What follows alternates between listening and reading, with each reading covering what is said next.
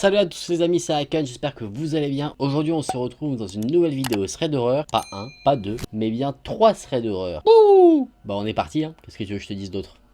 Dans cette première histoire, on va suivre les récits de Lucy. Elle a emménagé dans une petite maison avec son fils de 2 ans Jamie et son petit bébé Samantha. Un mois après son installation, elle a commencé à entendre des petits bruits. Ces bruits étranges avaient l'air de venir du grenier. Déjà, ça pue un peu. Elle a d'abord essayé de les ignorer, mais à chaque fois que les bruits se faisaient entendre, ça lui faisait des petits frissons dans le bas de sa nuque. Une nuit, elle a remarqué que la trappe pour accéder au grenier était ouverte. Elle ne l'avait jamais ouverte elle-même et elle ignorait totalement ce qu'il y avait dans le grenier. Elle avait beaucoup trop peur en fait d'aller voir ce qu'il y avait et d'enquêter. On comprend, force à toi Lucy. Ce qu'elle a fait, c'est qu'elle n'est pas allée voir ce qu'il y avait, elle a fermé la porte. Bonne idée Lucy. Mais elle a eu quand même un mauvais pressentiment en refermant la petite trappe, car elle avait cette mauvaise sensation, vous savez la sensation qu'on n'est pas tout seul dans sa maison. Bon je sais pas si vous l'avez déjà eu mais c'est pas très agréable. Lucy a embauché une adolescente de 16 ans pour faire du babysitting auprès de ses enfants. On va l'appeler Charlotte. Un jour où Lucy et Charlotte étaient ensemble dans la cuisine, ils ont remarqué une sorte de lumière blanche aux alentours de la trappe du grenier. Lucy a attrapé sa caméra et a dit à la babysitter de prendre elle-même aussi quelques photos. Au moment où Charlotte a regardé au travers de l'objectif de sa caméra, elle a vu quelque chose qui l'a terrifiée. Au point qu'elle a crié de toutes ses forces, elle a lâché la caméra et elle s'est enfuie de la maison en courant. La babysitter a dit qu'elle avait vu un homme très squelettique qui regardait dans leur direction. Oui c'est chaud, je pense que Charlotte démissionne après ça. Forcément Lucy, qui n'avait pas forcément beaucoup de moyens, était obligée de rester dans la maison à ce moment là. Du coup un autre jour, Lucy était partie pour aller faire un peu de shopping. Elle était partie faire quelques courses. En revenant, elle a déposé tous ses sacs dans la cuisine et elle a remarqué que les lettres magnétiques qu'on peut déposer sur les frigos avaient changé de place. Et là, plutôt que de former quelque chose d'incohérent, il y avait une phrase qui parle d'elle-même. Ce qui était inscrit c'était « Allez-vous-en ». Ça l'a tellement traumatisée et ça la mettait tellement en tension que la nuit elle ne dormait plus et elle restait auprès de ses enfants pour qu'il ne leur arrive rien. Au milieu de la nuit, elle a entendu à ce qu'on pourrait comparer à un bruit de respiration assez fort. Lucy cherchait un peu la source de ce bruit étrange, elle a donc parcouru l'ensemble de sa maison et au moment où elle a ouvert la porte de la chambre de ses enfants, elle a vu quelque chose qui ne te plairait pas forcément je pense. Elle a vu un vieil homme assis sur le lit de son fils. Est-ce que tu visualises l'image dans ta tête là? Est-ce que ça te ferait flipper? Moi oui. Toi petit micro ça te ferait flipper? Eh, je me chie dessus, frère. Bah je comprends. Lucy s'est donc saisie de ses 2 enfants et a fui la maison. Le problème c'est qu'elle est obligée d'y revenir parce qu'elle n'a pas assez d'argent pour pouvoir déménager. Et elle ne raconte cette histoire à personne parce qu'elle se dit que si elle raconte ça à quelqu'un, la personne à qui elle le raconterait la prendrait totalement pour une folle. Le lendemain, elle était dans la cuisine, elle faisait la vaisselle et elle a remarqué que les gants en caoutchouc qu'elle avait était couvert de sang. Elle a enlevé les gants, normal, mais elle n'avait rien du tout sur les mains, elle n'avait pas de coupure qui pouvait expliquer forcément qu'il y ait du sang sur les gants. Elle a donc regardé autour d'elle et elle a remarqué qu'il y avait du sang qui coulait des murs de la maison. Étrange. Alors, ça coulait pas entièrement du mur, il y avait juste quelques petites traces de sang sur les murs qui n'avaient rien à faire là. Cette nuit-là, Lucy s'est réveillée en pleine nuit, mais elle ne pouvait pas bouger. C'est comme si quelqu'un en fait la maintenait couchée sur le lit. Elle avait aussi du mal à respirer. La pensée de Lucy, c'est qu'elle allait mourir. Elle se disait cette fois-ci, avec tous les événements qui se passent dans la maison, là c'est moi qui en suis la cible, je vais mourir cette nuit. Sauf que étrangement, la force qui la maintenait contre le lit, bah s'est arrêtée. Elle s'est dit bon allez je te laisse partir. Encore une fois, elle est allée dans la chambre de ses enfants, elle les a récupérés et elle s'est enfuie de la maison. Là, c'en est vraiment trop pour Lucy. Ce qu'elle se dit, c'est que ce qu'il se passe est paranormal. Du coup, elle fait appel à une équipe d'enquêteurs spécialisés dans le paranormal pour qu'ils découvrent ce qu'il se passe dans cette maison. Le lendemain soir, les enquêteurs du paranormal arrivent avec tout leur équipement. Ils configurent leurs caméras tout autour de la maison, dans différentes pièces, et Lucy leur raconte tout ce qui a pu se passer comme événement paranormal. Et là, tout d'un coup, toutes les lumières de la maison s'éteignent. Ce que les enquêteurs se disent, c'est que peu importe l'esprit qui est là dans la maison, il n'est pas content que les enquêteurs soient là. Quand les lumières reviennent, l'un des enquêteurs se dit qu'il va aller voir ce qu'il se passe dans le grenier. Pour rappel, Lucy n'y est jamais allée. Donc qu'allons-nous découvrir? Est-ce que tu as envie de savoir toi hein? Moi oui. Il va donc seul dans le grenier, le reste de l'équipe reste au rez-de-chaussée, ça c'est un peu con je trouve, et on l'entendait prendre quelques photos. Et tout d'un coup, les personnes qui sont au rez-de-chaussée entendent un cri qui vient du grenier. La personne qui était montée tombe de la trappe et il crie que quelqu'un s'est emparé de sa caméra, et au moment où il dit ça on entend comme des bruits de pas dans le grenier. Mais pourtant il dit bien qu'il n'y avait personne avec lui. Les enquêteurs, ils portent leurs couilles, ils récupèrent la caméra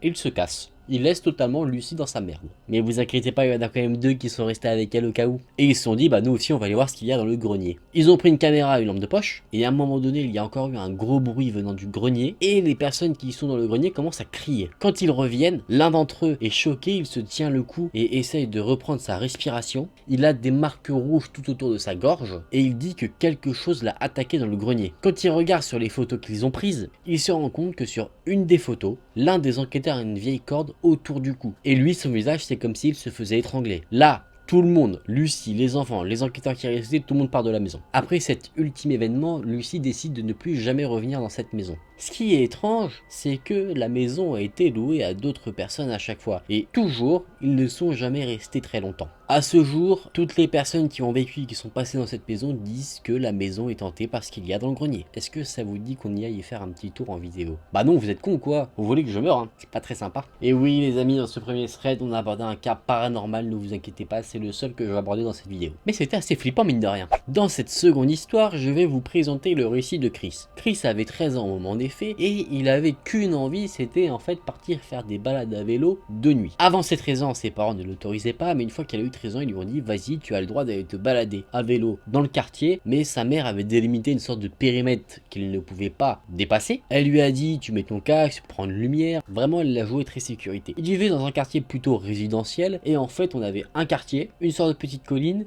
et derrière un autre quartier. Et Chris avait le droit d'aller en fait que dans son quartier à lui. Donc Chris part en expédition de nuit, déjà tu sens la couille venir, le retour du bâton, le karma va intervenir évidemment. Donc Chris il kiffe sa life, il se dit qu'il est content de pouvoir enfin rouler à vélo de nuit comme ça parce qu'il n'y a pas les promeneurs qui peuvent se balader comme ça en journée ou ceux qui prennent leur chien, les enfants qui jouent, donc il dit c'est super calme, il peut profiter à fond, il peut rouler vite, vraiment il adore ça, il vit sa meilleure nuit là. Sauf que Chris, aussi con qu'il est, il désobéit, il va au-delà du périmètre qu'on lui a accordé. Lui ce qu'il veut faire c'est aller sur la colline pour prendre des descentes, pour sentir vraiment la vitesse, faire des petits sauts, pas rester sur les petites routes bien tracées où en gros tu pédales normalement, il veut vraiment sentir de la vitesse et se faire kiffer quoi, il n'y a personne, il va en profiter. À un moment donné, pendant qu'il pédale, il entend une voix, quelqu'un qui chante, et de ce qu'il entend ce serait une femme.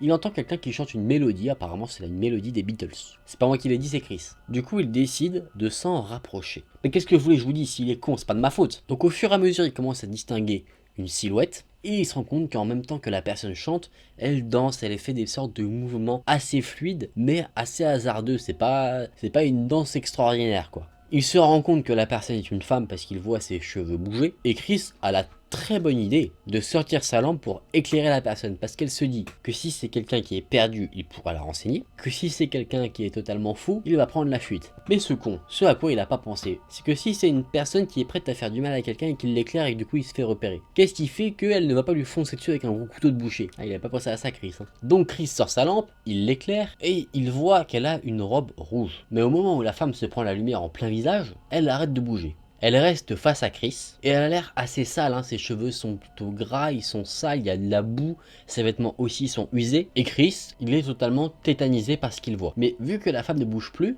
il pense qu'elle est aussi apeurée que lui. Chris prend son courage à deux mains et il dit « désolé » et il commence à s'en aller. Il dit un petit désolé en mode vous savez quand vous êtes à l'école et que vous vous trompez de salle. Vous ouvrez, vous voyez qu'il y a des gens qui sont dans la salle, vous faites « ah désolé » hop. Et tu refermes. La femme ne lui répond pas, il éteint sa lumière, il la range et il commence à rebrousser son petit chemin. Chris retourne son vélo pour prendre le chemin par lequel il est arrivé, et à ce moment-là, la femme commence à crier de toutes ses forces. Chris il est très surpris, il a très peur, du coup il a du mal un peu à se remettre sur son vélo. Sauf que il entend que la voix de la femme se rapproche de plus en plus de lui. Il arrive à placer ses jambes prêt à repartir à tout à l'heure sur son vélo, il jette un dernier coup d'œil à la femme et il voit qu'elle est littéralement en train de lui foncer dessus. Elle lui court après. Chris il décampe à toute vitesse, Chris il va tout à l'heure vers son quartier, il distingue les lumières des lampadaires donc il sait vers où il va, il pédale aussi vite que possible de toutes ses forces. Plus il pédale, plus il entend que la voix de la femme est de plus en plus bas, signe qu'il arrive à s'éloigner d'elle. Par contre, quand il jette un coup d'œil, il voit que la femme lui court toujours après. Mais bon, Chris est quand même beaucoup plus rapide qu'elle en vélo, du coup au bout d'un moment il ne la voit plus du tout. Chris arrive à rentrer chez lui et je peux vous dire qu'après ça il n'a plus jamais voulu faire de vélo la nuit. On ne sait pas du tout qui a été cette femme, est-ce qu'elle avait de mauvaises intentions ou pas, mystère. Personnellement je n'ai pas envie de prendre le risque de les découvrir. Déjà t'as 13 ans, t'es jeune, qu'est-ce que tu fais à aller dans des endroits où on te dit de pas aller? Sérieux. Là je veux pas dire mais Chris il a cherché quand même ce qui lui est arrivé, il a totalement désobéi, il s'est pris un retour de karma dans la tronche, comme ça quoi. Alors dans cette histoire, je vais vous raconter quelque chose qui a été lui-même raconté par un certain Jordan, mais c'est pas son histoire à lui, c'est une histoire qui est arrivée à son oncle Jerry dans les années 70. Son oncle étudiait la médecine à l'université de Chicago, et un jour après la classe, il habitait quand même assez loin de son université, il avait loupé son bus, du coup il a décidé de faire de l'autostop. Un homme qui passait par là en voiture s'est arrêté et lui a proposé du coup de le ramener chez lui. Quel bon samaritain me direz-vous? Attends.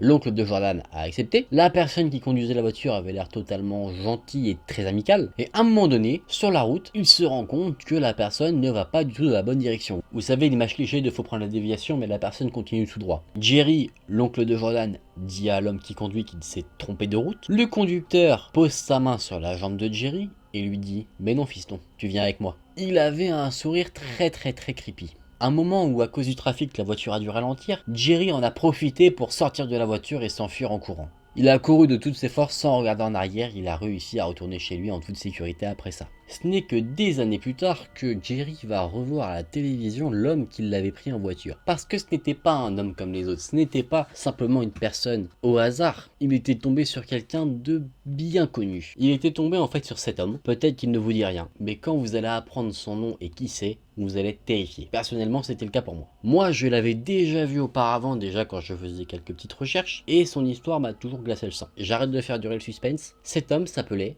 John Wayne Gacy. C'était un serial killer très connu qui a tué pas moins de 33 jeunes garçons et jeunes filles. La police a trouvé pas moins de 28 corps enterrés sous sa maison et que d'habitude il avait tendance à fermer les portières de la voiture pour piéger ses victimes, mais dans le cas de Jerry il avait totalement zappé de le faire. En fait ce qu'il faut savoir c'est que ce qui a sauvé Jerry c'est qu'il avait mal refermé la portière de la voiture. Du coup le loquet ne s'est pas bien enclenché et c'est pour ça que Jerry a pu s'enfuir. Allez, petite anecdote sur John Wayne Gacy, le tueur en série. Il avait un surnom qui était le clown tueur, parce qu'il avait l'habitude de se déguiser en clown pour amuser les enfants dans les hôpitaux. Peut-être que ce tueur en série sera le sujet d'une vidéo bien particulière, je ne sais pas encore. Je trouve ça quand même super fou de te dire que tu as réussi à t'enfuir des griffes d'un tueur en série. Je pense que ça te fait un choc quand tu dis que tu as rencontré ce type de personne.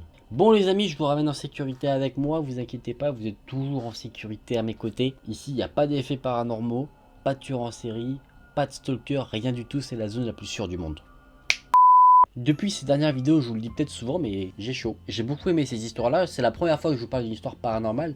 Si ça vous a plu, n'hésitez pas à me le dire dans les commentaires si vous voulez que j'en fasse d'autres, des threads paranormaux comme ça. Moi, c'est un univers auquel j'adhère totalement, donc je pense que je le referai d'une quelconque manière dans mes vidéos. En tout cas, j'espère que cette vidéo vous aura plu. Si c'est le cas, n'hésitez pas à liker la vidéo et à vous abonner à la chaîne. Nous, on se retrouve très vite dans une prochaine vidéo. Salut!